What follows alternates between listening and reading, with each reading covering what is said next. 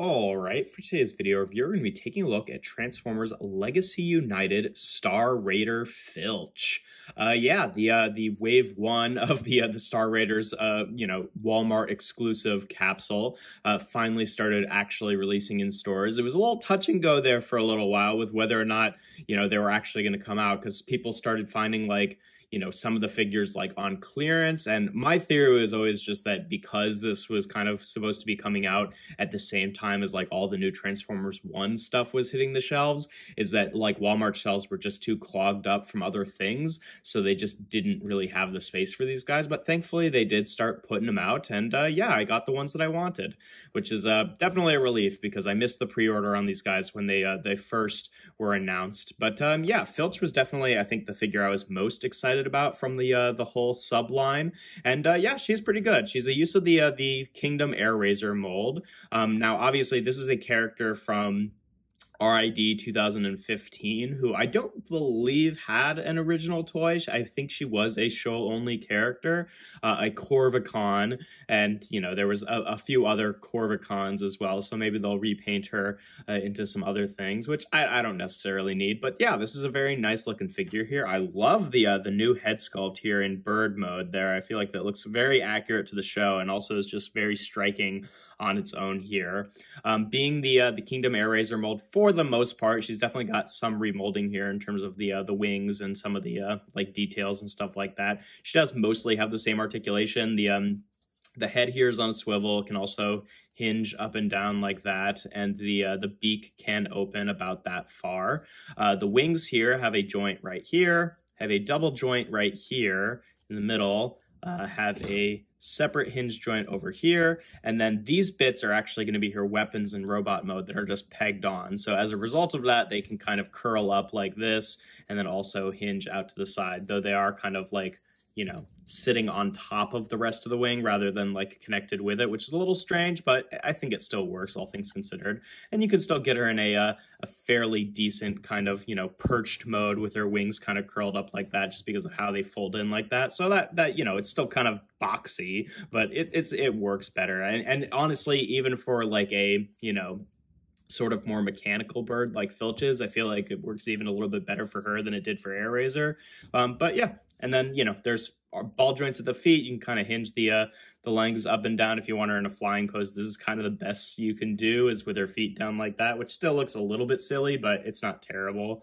And then I guess you can unpeg the tail feathers if you want and fold them up, but that really is supposed to be kind of tabbed into place here for the alt mode. But yeah, in terms of comparisons in this mode, just for the standard one, here she is with Kingdom Sideswipe in his robot mode, just so you can see what the two of them look like together.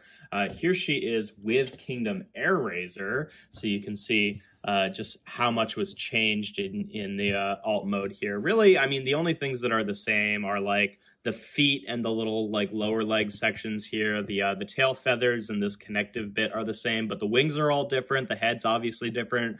Most of the leg bits are different. Her robot mode arms, aside from the shoulder pads, are the same, but we'll show that off in robot mode. But yeah, that's what the two of them look like together. It's nice to see how they, use this pretty good mold to recontextualize it into something else. Here she is with the only other RID 2015 character I have with Strong Arm, just so you can see what the two of them look like together for whatever reason. And then I'm not going to show her off with all of the previous Star Raiders I've looked at, but here she is with Thundertron, the main boss himself, especially since both of them are beast formers there, so you can see what the two of them look like together. And then yeah, in terms of transformation, I usually will just leave the wing bits on till the end and then move them, but you can do that whenever you want. First thing you want to do is just take the tail feathers, kind of fold them up like that, get the wings out of the way. Then we want to take the legs, and they will untab from the side here and then rotate down like this. And then you want to straighten out the legs like that and then rotate them around at the sort of offset thigh swivel there. Just do that on both sides. You can rotate her feet around like Air Razors to have this bit be the front. For her, I prefer the bird feet, and I think that's how you're supposed to do it, but you can still do it either way if you want. And then rotate the whole figure around at the waist. Her arms are just kind of folded into the side here, so you just untab them from that, unfold them through the mid forearm here, And then you want to take this back section and kind of get that untabbed from the bird head, which can be a little tricky sometimes. And then you want to start double hinging this down just so you have the clearance to take this whole section with the bird head and the robot mode head and flip that around like that. And then you can double hinge this down the rest of the way. Again, it's on 2 double hinges here on either side, so you want to make sure you're like moving those in tandem so you're not like stretching out any of the pieces. And then there's a tab right here that will go right underneath the bird chin there, and then this back panel will now tab in with those tabs. You can tab the tail feathers back in place, and you could leave her like that if you wanted to with the wings out to the side, but you are supposed to take the wings and they'll kind of, just like Kingdom Air Razor, fold up with this double hinge setup so that this tab goes into this slot here, and then kind of fold them up like that. And then you could, if you want, just rotate these down to kind of leave them on her back and have that be how she like looks in robot mode, if you don't like the parts forming. Or if you prefer how it's supposed to be, is you take these sections, unpeg them, and then peg them into the forearms there so that she has her arm wings like she did in the original RID design. And yeah, I think that's a much cooler look there for her, and definitely differentiates her from Air Razor and Pterosaur there a little bit. And yeah, I think she looks great in her robot mode. Lovely new head sculpt, which is pretty accurate to the RID 2015 designs. I like that they also didn't like bother giving her a nose like they were doing with a lot of the like updated sort of aligned continuity figures, where they would like have a weird extra nose there. She doesn't. She looks very accurate to how she looked in the 2015 cartoon there. And yeah, I mean, in terms of articulation, obviously it's quite similar to Kingdom Air Razor. Her head is on a ball joint, and you know, this can kind of come untabbed a little bit sometimes, so it's a little bit annoying, but it's not terrible. So it can rotate around, look up pretty decently far, and down as well.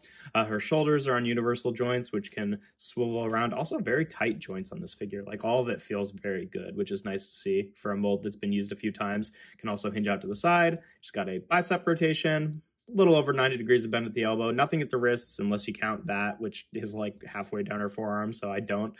She's got a waist joint. Hips can go forward. This little hip skirt piece can kind of move out of the way as needed.